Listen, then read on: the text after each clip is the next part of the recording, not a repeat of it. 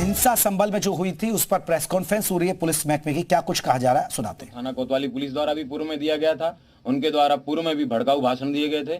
उस भड़काऊ भाषण के दौरान उनको बताया गया था कि आप इस तरीके के भाषण ना दें, इनसे बाज आएं, लेकिन उन्होंने उसके बाद भी भीड़ को उकसाने के लिए और जामा मस्जिद की हिफाजत कोर्ट एंड अनकोर्ट इस स्टेटमेंट के साथ में लोगों को मोबिलाइज करने का प्रयास किया। उसी मोबिलाइजेशन का कारण था कि जो कल जो आपने भीड़ देखी, एकाएक 8:45 पे लोग इकट्ठे हुए और उन लोगों ने इस तरीके की घटना को अंजाम दिया, जिसमें 15 पुलिसकर्मी जो है वो घायल हुए थे और 4 अधिकारी जो है उसमें घायल हुए थे। हमारे एसडीएम रमेश बाबू, उनके जो है पत्थरबाजी की वजह से उनको पाँव में फ्रैक्चर आया था। उन्होंने 800 बलवाइयों के ऊपर जो है मुकदमा लिखवाया है। सीओ संभल, उनके द्वारा उनके पाँव में गोली भी लगी थी। उनको डीएम महोदय द्वारा एक कमेटी, जिसमें एसडीएम संभल, ईओ संभल, सीओ संभल, इन तीनों लोगों की कमेटी बनाई गई थी। उस कमेटी में बताया गया था कि सर्वे कंडक्ट कराने का, पीसफुल सर्वे कंडक्ट कराने की जिम्मेवारी इनकी है। ये जब मस्जिद के पास में जब बलवाई जो है वो आगे बढ़ के उस सर्वे को रोकने का प्रयास कर रहे थे, तब इनके द्वारा भीड़ को मना किया गया, उनको ललकारा गया कि आप अपने अपने गंतव्य वापस चले जाइए। धारा 163 जो कि पहले 144 के नाम से जानी जाती थी वो लगी हुई है, लेकिन उसके बावजूद इसमें फिर भीड़ की तरफ से फायर आया और वो सीओ साहब के पाँव में भी लगा। सीओ साहब को बाद में अस्पताल ले जाया गया, उनका ट्रीटमेंट करवाया गया है। उनके द्वारा जो पाँव में गोली लगी और भीड़ द्वारा मस्जिद में जाने के प्रयास पे उनके द्वारा जो है करीबन 700-800 अज्ञात लोगों के खिलाफ मुकदमा लिखवाया गया है। चौकी प्रभारी एकता द्वारा जो पूर्व में जो हमने बताया था वो एक अलग मुकदमा, और एक संजीव कुमार नामक व्यक्ति द्वारा उन्होंने भी मैगजीन और टीएसएम जो टीयर स्मोक ग्रेनेड है उनकी जो लूट का मुकदमा है वो भी लिखवाया गया है। और मेरे पीआरओ, जिनके पाँव में नकासा थाना क्षेत्र में जो मैं और डीएम साहब जब जा रहे थे, हमारे ऊपर जब ईट से वहाँ पे एक घर जब फायर आया, पीआरओ साहब के पाँव में गोली लगी थी। पीआरओ साहब का भी ट्रीटमेंट करवाया गया है। उनके द्वारा 150 लोगों के खिलाफ थाना नकासा में मुकदमा पंजीकृत कराया गया है। वर्तमान में 22 लोग थाना कोतवाली से और थाना नकासा से 3 लोग हैं वो जेल जा रहे हैं। कुल 25 लोग अभियुक्तों को अभी तक गिरफ्तार किया गया है। ड्रोन के फुटेज की स्टडी कर ली गई है। उनके छोटे छोटे पासपोर्ट साइज फोटोज बनवाए जा रहे हैं और उनको सर्कुलेट किया जाएगा, और जो लोग उनको बताएंगे उनको उचित इनाम भी दिया जाएगा, जो इन लोगों के बारे में सूचना देंगे कि ये दंगाई और बलवाई कौन थे। और सारे सीसीटीवी फुटेज हैं उनको भी कलेक्ट कर लिया गया है, और मैं उम्मीद करता हूं कि इस धरपकड़ में जल्दी जो भी नामजद अभियुक्त हैं और जो भी अन्य अभियुक्त हैं उन सब लोगों को गिरफ्तार किया जाएगा और उनके खिलाफ जो विधिक कार्रवाई है वो सुनिश्चित की जाएगी। जनपद संभल में कल दोपहर के बाद से एकदम अच्छे से शांतिपूर्वक तरीके से लोग अपना जीवन यापन कर रहे हैं। आज सोमवार को दुकानें भी बंद ही है वैसे संभल में, लेकिन फिर भी उसके बावजूद लोगों ने अपनी दुकानें खोली है। और इंटरनेट बैन है, वो इंटरनेट बैन जो है वो कल भी कंटिन्यू रहने के लिए मैंने डीएम महोदय से रिक्वेस्ट किया है। मैं उम्मीद करता हूं कि शांति व्यवस्था है वो इसी तरह कायम रहेगी। जियाउर रहमान सांसद ही है ना या कोई और? जियाउर रहमान पुत्र ममलूक उर रहमान, ये यहाँ के निवासी हैं, थाना नकासा क्षेत्र के रहने वाले हैं। सर पीएम रिपोर्ट में क्या पुष्टि हुई है? हथियार भी मिला है लोगों से, मृतकों से? पीएम रिपोर्ट विवेचना का विषय है, ये विवेचक का प्रेरोगेटिव है, इसके बारे में मैं कोई कमेंट नहीं करना चाहूंगा। ये विवेचना पे समय आने पे आपको बता दिया जाएगा। जियाउर रहमान जिस वक्त कल हिंसा होकर सर जियाउर रहमान कल बेंगलोर में थे, तो उनका नाम किस तरह से आया सर? कल जब फोरेंसिक टीम द्वारा मौके पे कल देर रात्रि जब सब लोग चले गए थे, इस तरीके के वेपन उनके वहां से घटनास्थल पे जहाँ पे कई सारे चप्पल जूते पड़े थे उनके बीच में ये भी बरामद हुआ है।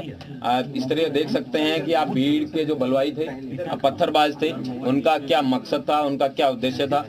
पुलिस वालों के पाँव में गोली लगी है और इस तरीके की ये जो है जो उनका जो उद्देश्य था, लेकिन हमारी पुलिस ने और प्रशासन ने साथ में कंधे से कंधा मिला के एक बहुत अच्छे सूझबूझ से इस जो पत्थरबाजों की मंशा थी उसको कंप्लीट नहीं होने दिया। उनकी इच्छानुसार उन्होंने सर्वे को रोकने का भरपूर प्रयास किया। सर्वे शांतिपूर्ण कंप्लीट हुआ, जो कि माननीय न्यायालय के आदेश के अनुसार हो रहा था, और मैं उम्मीद करता हूं कि आगे भी है शांति व्यवस्था कायम रहेगी और सभी पत्थरबाजों को आइडेंटिफाई किया जाएगा और जितने भी लोगों के खिलाफ मुकदमा लिखा गया है उन सब लोगों को गिरफ्तार करके जेल भेजा जाएगा। कितने नामजद कितने और अपराध कितने सर टोटल सर? कई जगह 700, कई जगह 800, जितने भी बलवाई हैं, दंगाई हैं, उन सबको पहचान में लाया जाएगा और उन सबको गिरफ्तार करके सर एक फैक्ट क्लैरिफाई कर दीजिए, ज़ियाउर रहमान बर्क का आपने नामजद, ये कल की हिंसा में उनका नाम आया पूर्व में दिए गए बयान पर, क्योंकि कल वो बैंगलोर में थे जो सांसद है। किसी भी व्यक्ति का किसी भी जगह पे होने से उसका कोई उद्देश्य नहीं होता है। उनके द्वारा जो दिए गए पूर्व में दिए गए बयान थे और 168 बीएनएस का उनको बीएनएसएस का नोटिस उनको भी तामील कराया गया था। उनके पिताजी को जो ममलूक उर रहमान है उनको 10 लाख के मुचलके से पाबंद भी करवाया गया था। इस तरीके के इन लोगों के द्वारा बार बार समय समय पर बयानबाजी की जा रही थी, जिससे लोगों को है समय समय पर भड़काया जा रहा था। टोटल कितनी मौतें हुई हैं सर अब तक? अभी तक वर्तमान में 3 जो है लोगों की डेथ की पुष्टि हुई है। उन लोगों के जो दफन है उनकी कर दिया गया है और बाकी जो सूचना समय पे मिलती रहेगी बताते रहेंगे। एक व्यक्ति की डेथ रिपोर्ट हुई है मुरादाबाद में, लेकिन पोस्टमार्टम के बाद में पता चलेगा कि वो जनपद संभल में किस कारण से उस व्यक्ति की डेथ हुई है।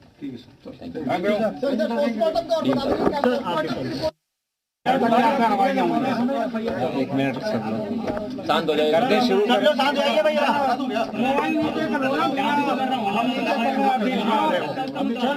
चलिए पहला प्रश्न पूछिए, कोई प्रश्न पूछना चाहता है तो शुरू। सर सब क्या स्थिति है संभल की वर्तमान समय में? कुल कितने प्राथमिकियां हुई हैं, कितनी गिरफ्तारियां हैं? कल दोपहर बाद से स्थितियां पूर्ण रूप से सामान्य हैं और कोई समस्या नहीं है। रात को 2:30 बजे भी हमारे द्वारा गश्त की गई थी, पूरी टीम ऑन ग्राउंड है, तो किसी प्रकार की कोई समस्या अभी नहीं है।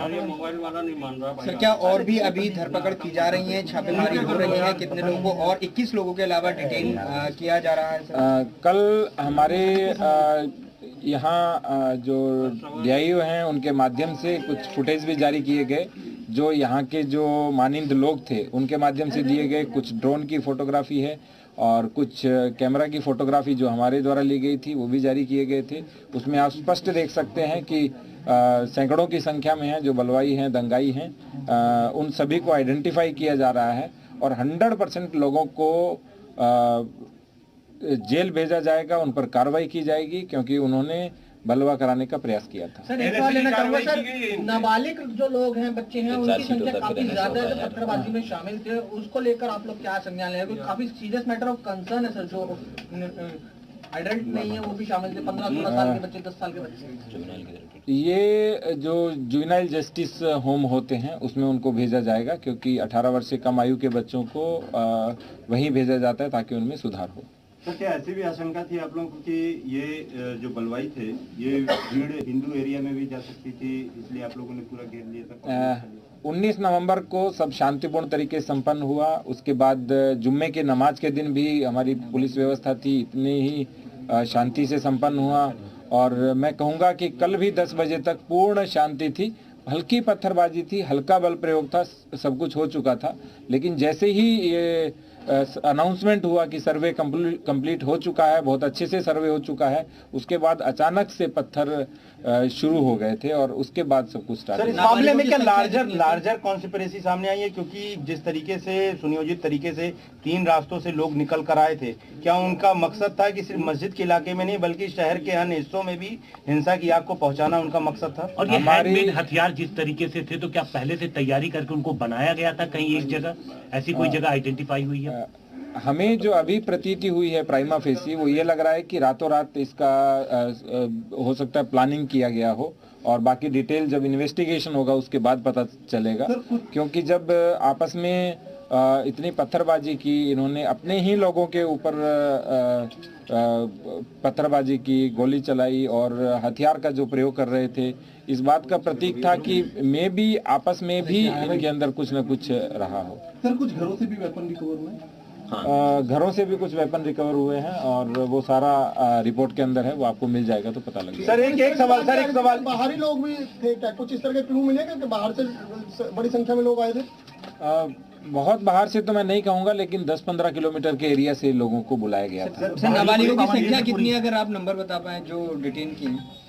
वर्तमान में 25 लोग हैं, लेकिन कुल लगभग 700-800 लोगों की संख्या है, तो एक एक करके आइडेंटिफाई करके सबको डिटेन किया कुछ पता चल सकता है किस तरीके के वेपन रिकवर हुए हैं, क्या देसी एक तो आपको दिखाया था, ये चाकू तो मैंने भी पहली बार देखा, जो दोनों तरफ से चलता है, जो भीड़ में चलाने के लिए ही होता है, और उसके अतिरिक्त कुछ तमंचे भी बरामद हुए हैं, और बाकी जो भी चीज होगी इन्वेस्टिगेशन के बाद आपको डिटेल से सूचना सर एक सवाल क्रिमिनल कॉन्स्पिरेसी को लेकर बात करना चाहूंगा, क्योंकि यहाँ पर एक सांसद हैं और एक दूसरे सपा सांसद के बेटे हैं, तो क्या इन दोनों ने आपस में मिलकर किया है या इन दोनों ने अलग अलग जो है भीड़ को उकसाया? FIR हो चुकी है और इन्वेस्टिगेशन के बाद जो भी डिटेल आएगा उसके अनुसार उन पर कार्रवाई की जाएगी। क्या इन दोनों लोगों की आपस में भी ऐसी बात है कि मस्जिद पे ज्यादा कब्जा मेरा हो, तो डोमिनेंस को लेकर इन दोनों में डोमिनेंस को लेकर इन्होंने लोगों को भड़काया? जो इन्वेस्टिगेशन होगा वो इन्वेस्टिगेशन का विषय है, हम प्राइमा फेसी नहीं कह पाएंगे, अभी हम केवल FIR की है और उसके बाद ठीक है सर, थैंक यू।